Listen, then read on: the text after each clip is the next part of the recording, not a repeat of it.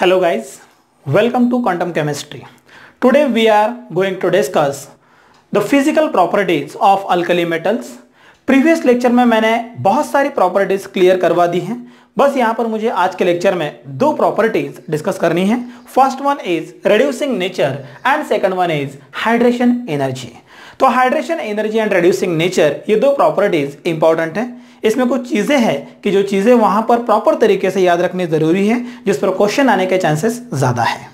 तो reducing nature, first of all I want to explain reducing agent means actually what.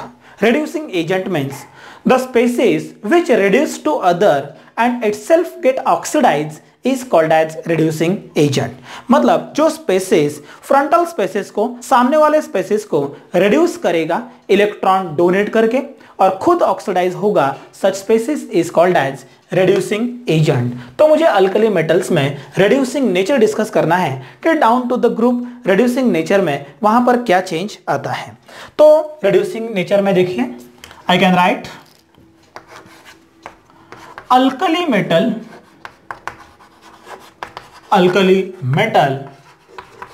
act as strong reducing agent. Alkali metal act as a strong reducing agent. Why? What is the reason behind that? Why alkali metal act as a strong reducing agent? Because of low IP. Because of low IP. मतलब जिस spaces का ionization potential कम होता है वो strong reducing agent act होता है. वो क्या होता है? स्ट्रॉन्ग रिड्यूसिंग एजेंट एक्ट होता है. तो यहां पर आप लॉजिक लगा सकते हो. लॉजिक ये लगाओगे कि down to group of alkali metals क्या होगा? IP decrease. आईपी क्या होगा? डिक्रीज. क्योंकि जैसे जैसे आप लिथियम टू सीजियम की तरफ मूव होंगे, lithium, sodium, potassium, rubidium, caesium, at that time size continuously increase. Size increase होने के रीजन से आयोनाइजेशन एनर्जी क्या होगी? उसकी डिक्रीज. और जिसकी आयोनाइजेशन एनर्जी कम होती है तो वहां पर वो एक्ट होता है स्ट्रॉन्ग रिड्यूसिंग एजेंट. मतलब उसकी इलेक्ट्रॉन लूजिंग टेंडेंसी क्या होती है? मैक्स होती है. अब इलेक्ट्रॉन लूजिंग टेंडेंसी अगर मैक्स है, इसका मतलब डाउन टू द ग्रुप अगर अल्कली मेटल का आईपी डिक्रीज होता है तो ऑब्वियसली रिड्यूसिंग नेचर क्या होना चाहिए? उसका इंक्रीज होना चाहिए. आप यहां पर प्रॉपर तरीके से ध्यान दो. IP decrease, reducing nature increase. लेकिन मुझे यहां पर खास बात करनी है लिथियम के बारे में. तो अकॉर्डिंग टू दिस ट्रेंड क्या आना चाहिए? यहां पर अकॉर्डिंग टू दिस ट्रेंड आना चाहिए कि lithium plus lithium is weak reducing agent and caesium act as a strong reducing agent. Cesium क्या होगा? Strong reducing agent. But this is only and only when both the species are present in free state. ये कब possible होगा? दोनों भी spaces जब free state में है ये तभी पॉसिबल होगा. प्रॉपर तरीके से कॉन्सेंट्रेट करना लिथियम की तरफ. Lithium act as a weak reducing agent in free state and down to the group reducing nature goes continuously on what? Increasing manner. लेकिन यहां पर ये था concept A. ये मैंने बताया on the basis of what? Ionization potential और ionization energy. Ionisation energy के बेस पर ये मैंने क्लियर किया कि lithium is the weakest reducing agent and caesium is the strongest reducing agent. तो यहां पर ट्रेंड एक्चुअली क्या होना चाहिए? Lithium is a greater than sodium, potassium, rubidium and caesium.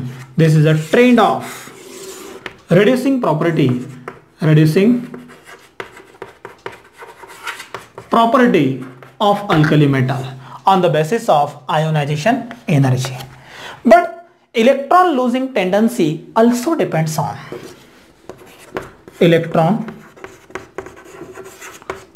losing tendency also depends upon oxidation potential. क्या कहा है मैंने? Oxidation potential. ऑक्सीडेशन पोटेंशियल ये भी एक मैटर है जिस पर इलेक्ट्रॉन लूजिंग टेंडेंसी डिपेंड करती है। और इन जनरल अल्कली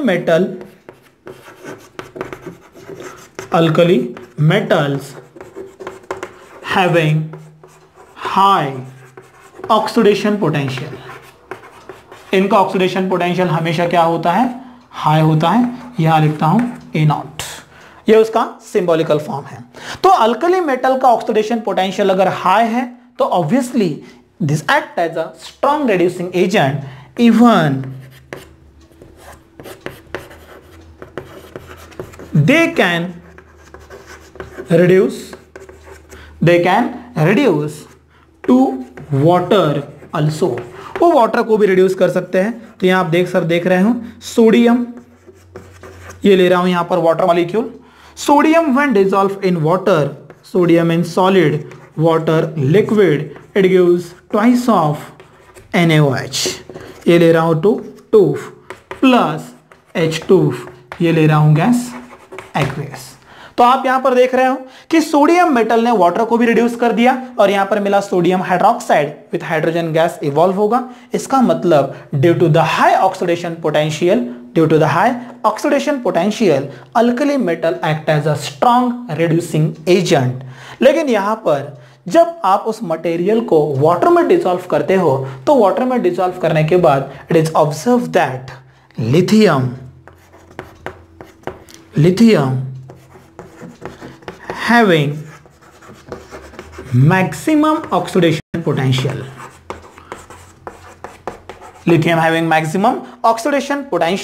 मतलब लिथियम का ऑक्सीडेशन पोटेंशियल मैक्सिमम है, hence it acts as strong reducing agent।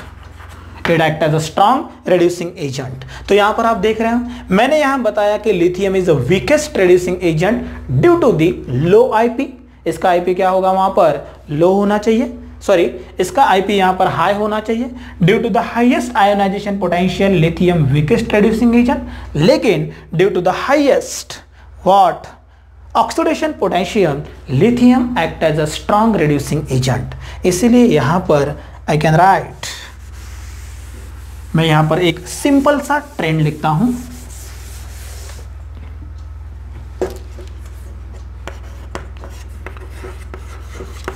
Due to high oxidation potential,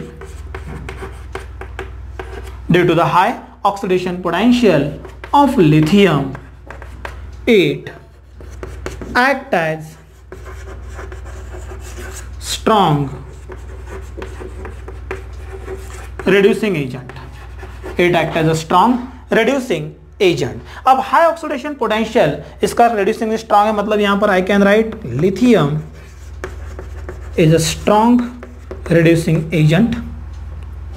okay, तो ट्रेंड यहां पर क्या होना चाहिए? सोडियम, पोटेशियम, रुबिडियम, सीजियम और यहां होना चाहिए लिथियम।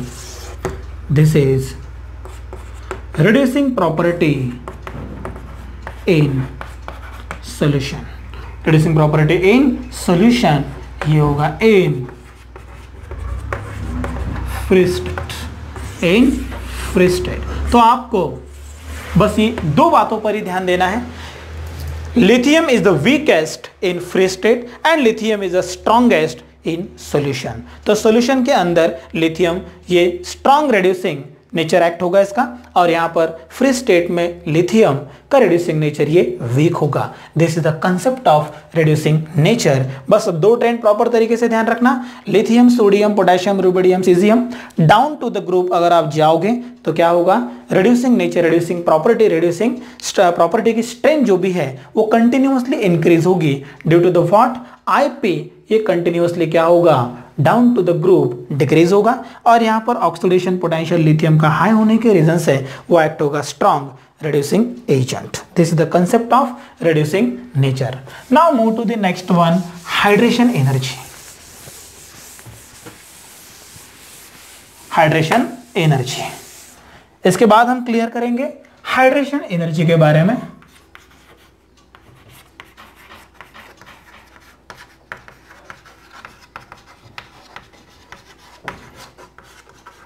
Hydration energy. अब हाइड्रेशन एनर्जी को अगर एक्सप्लेन करना है तो कुछ चीजें आपको ऑलरेडी पता होनी चाहिए। ऐसे तो ये concept periodic table, chemical bonding वहीं पे क्लियर हो जाता है, but once again I want to discuss this concept. To explain hydration energy, suppose that NaCl in solid state, NaCl in solid state, that means table salt. Table salt when dissolved into water, firstly it gives Na plus in gaseous form, Cl minus in gaseous form. When NaCl get dissociated into Na plus and Cl minus, the amount of energy exchange is called as lattice energy. उसे lattice energy कहा जाता है.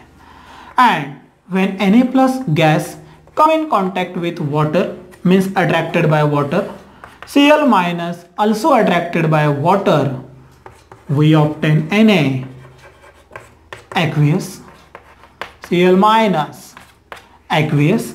Then amount of energy exchange is called as hydration energy. तो यहाँ इस process से clear हो चुका है लैटिस क्या होता है और हाइड्रेशन क्या होता है.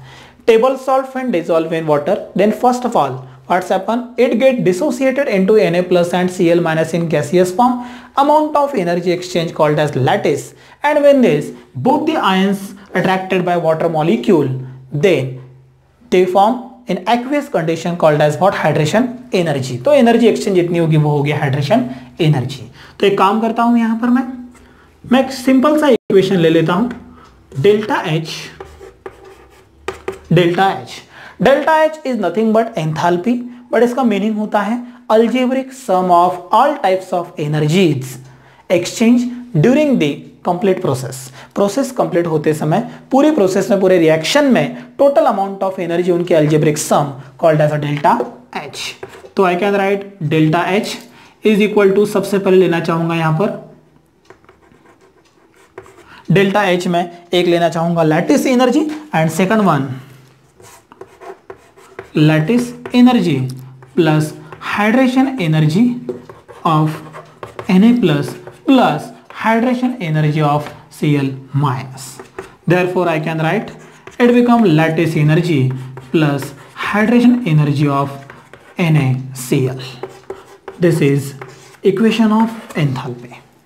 यहाँ तीन कंडीशंस क्लियर करनी है. Condition number first, delta H is equal to lattice plus hydration if hydration energy is greater than lattice. अगर हाइड्रेशन एनर्जी लैटिस एनर्जी से या ज्यादा है, at that time delta H is negative. delta H क्या होगा, negative, and process is exothermic. Process कौन सी होगी है, एक्सोथर्मिक प्रोसेस होनी चाहिए. Now second one, hydration energy is less than lattice. At that time delta H क्या होना चाहिए, पॉजिटिव. डेल्टा एच अगर पॉजिटिव है तो प्रोसेस ये क्या होनी चाहिए, endothermic in nature. The process is endothermic in nature. And third one is, if radius difference is max, radius difference is maximum or large, radius का डिफरेंस जितना वहां पर ज्यादा होगा उतना वहां पर हाइड्रेशन एनर्जी क्या करेगी, डोमिनेट. ये करेगी dominate. That means I can write lithium iodide, lithium bromide, lithium chloride. You can observe lithium cation same होगा, लेकिन आयोडीन, ब्रोमीन और क्लोरीन, यहां पर अगर आप आगे जा रहे हो तो आयोडीन की साइज ज्यादा है एज कंपेयर टू ब्रोमाइड, इसकी साइज ज्यादा है एज कंपेयर टू क्लोराइड. तो यहां पर साइज डिफरेंस ज्यादा होगा, इसीलिए हाइड्रेशन एनर्जी भी क्या होगा, मैक्स. तो यहां पर hydration energy of lithium iodide is greater then lithium bromide is greater than lithium chloride. This is the concept of hydration energy. But मुझे बात करनी है down to the group alkali metal में हाइड्रेशन एनर्जी में क्या change होता है. Hydration energy में वहां पर क्या चेंज होता है, तो मैं यहां पर उसे एक्सप्लेन करने के लिए लेता हूं सबसे पहले metal cation M plus aqueous, it gives M aqueous, ये होगा यहां पर प्लस. मतलब ये होगा हाइड्रेटेड कैटायन। ये क्या होगा? Hydrated cation. अगर ये हाइड्रेटेड कैटायन है तो hydrated cation up down to the group क्या चेंज आना चाहिए उसके बारे में हम बात कर लेते हैं। तो यहां पर एक ट्रेंड आपको पता होगा, size of cation is inversely proportional to hydration energy. Hydration energy मतलब जैसे जैसे साइज में इंक्रीमेंट आएगा उस तरह से हाइड्रेशन एनर्जी कंटिन्यूअसली क्या होगी? Decrease, because hydration radius decrease. क्या होगा? हाइड्रेशन रेडियस डिक्रीज होगी। तो यहां पर आप देख सकते हो कि एक्चुअली होगा क्या, lithium plus to caesium plus, lithium plus to caesium plus मतलब क्या होगा? Down to the group, down to the group size increase, size increase हो रही है तो हाइड्रेशन एनर्जी हाइड्रेशन रेडियस क्या हो रहा है? कंटिन्यूअसली डिक्रीज, तो हाइड्रेशन एनर्जी भी डिक्रीज। तो आयोनिक मोबिलिटी या आयोनिक कंडक्टिविटी इंक्रीज। ये चार फैक्टर यहां पर प्रॉपर तरीके से याद रखना। क्या हो रहा है? Down to the group lithium to caesium of alkali metal size of cation increase. Cation की साइज कंटिन्यूअसली इंक्रीज हो रही है। साइज जैसे जैसे बढ़ेगी the number of water molecule surrounded by cations get decrease. और water molecule surrounded by cation अगर decrease हो रहे हैं तो ऑब्वियसली हाइड्रेटेड रेडियस भी डिक्रीज होगी।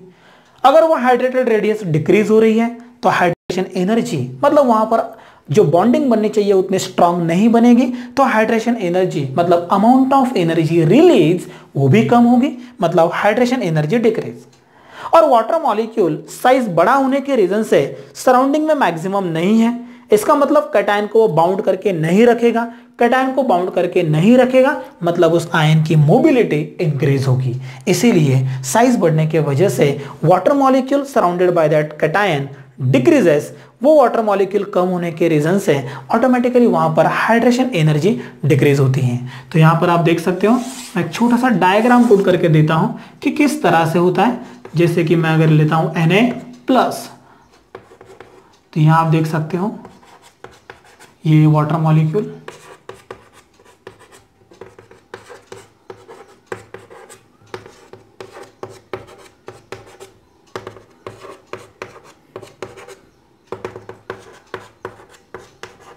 यहां पर ये होगा